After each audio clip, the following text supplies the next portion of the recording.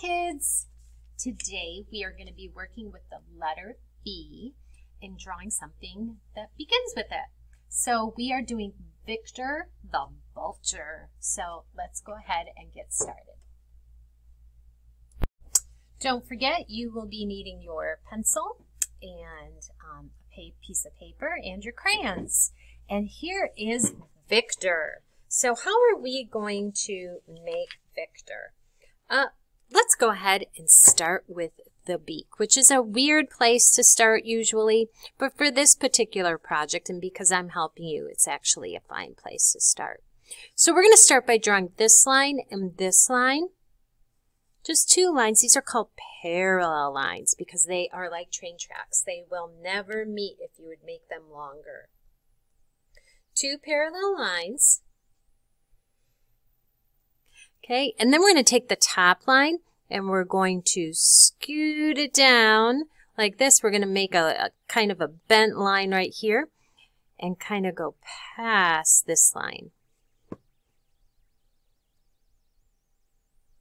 And then we're going to take this point right here and we're going to make another bent line, and that's what makes your beak.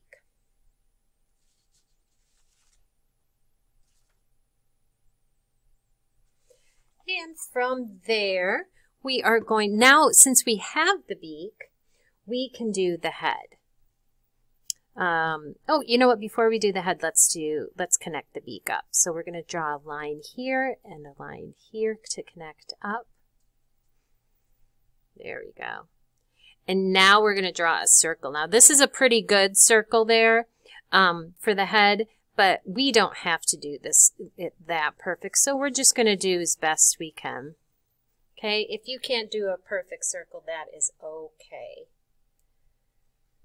And the cool thing about this picture is that this vulture, Victor the Vulture, is standing sideways. So we're actually drawing a side view of Victor. Okay, let's go ahead and put the eye in right at that point. And you know, they do breathe through their beaks, so we're going to put a little nostril right there. But we only see one eye and one nostril because we're looking from the side. On the top of the head then, we're going to put two hairs, or they'd probably be more like feathers.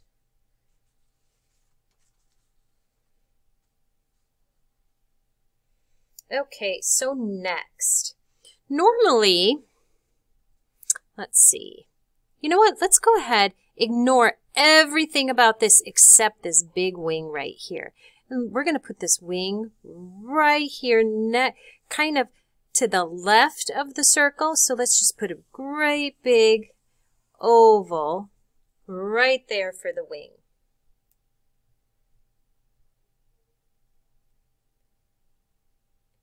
And then once we have that, it will be easier to draw the neck. So let's go ahead and start like wherever you're going to put your neck, like it's going to be right here. So I'm going to draw this line and then draw it up.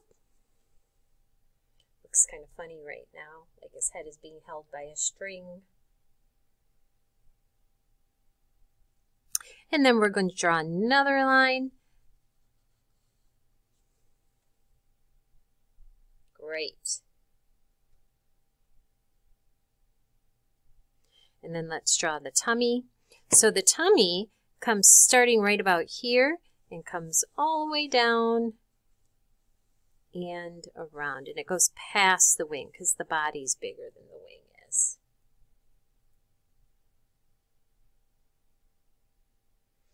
And then we're going to have to draw the other wing. Now the other wing, we don't see the whole thing because some of it is blocked by his body and his head.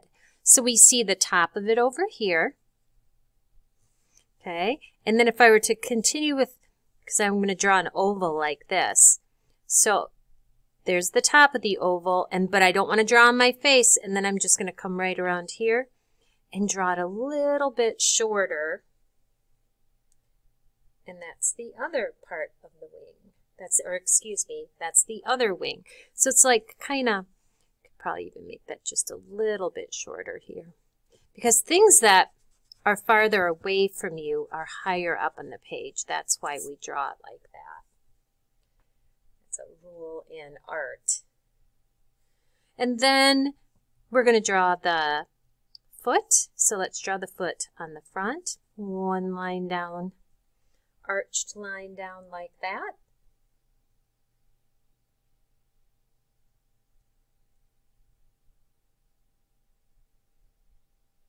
And then another one like this. And then we're going to connect those two lines.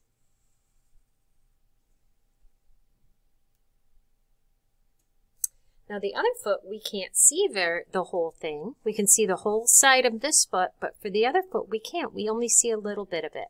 So, and it's higher up on the page. So you go higher up, right about here. And then you stop higher up, and we're just going to have the little toe part showing. And let's put some toes on this, some toe separators. There we go. And then two lines here to make it look like a wing, because we're just drawing this picture the way it looks.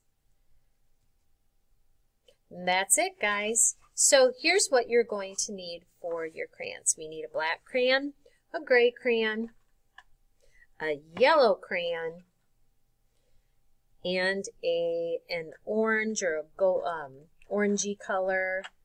Let me grab an orange color. There we go. All right. So let's start by doing the head. We're going to draw the head gray. First, we're going to outline it, and we're going to color first, outline last. Because if we outline with black crayon and then color, sometimes it catches the black crayon and smears, and we don't want to do that. That's why we outline with crayon first. Now, if we were going to outline this in marker and let the marker dry, then we could actually outline first. But since we're just using crayons, we are just going to color and do the outline last. Okay, and then the body, which is right here. Remember, this back here is not the body. That is part of what? Do you remember? Yes, that is part of the wing.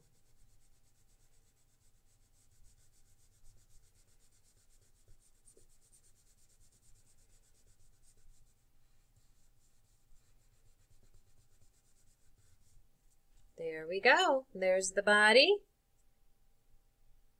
And then we need to color the wings. Now guys, the wings are black. No, you don't have to color them in full black, because if we colored them in full black, like really pressed hard, we could get it pretty black. So we're just going to press kind of medium, I think. At least I am. You guys can color that how you'd like. But remember, with crayons, when you press harder, they are darker. And remember, little strokes work better than big strokes. So if you go little bits back and forth, it works better than if you go big bits back and forth.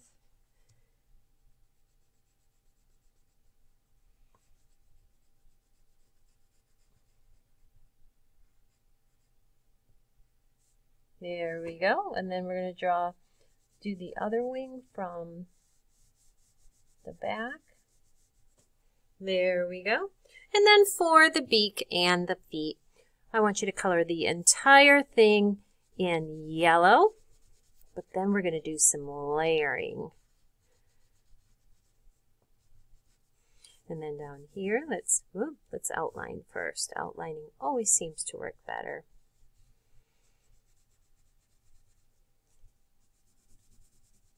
And remember, you do not have to color as fast as Mrs. Ward. I'd rather it be really good.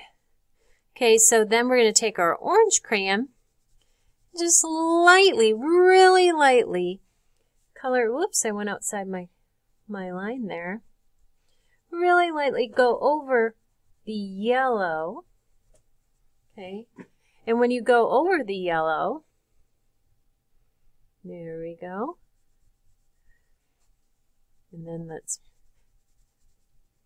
when you go over the yellow, and then and kind of lighten up as you go. It goes from yellow to orange, and it looks like it's blended. It looks pretty cool.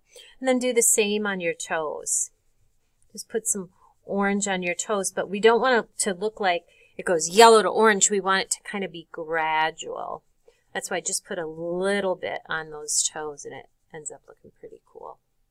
Okay, guys, that's it. What's our last thing we usually do?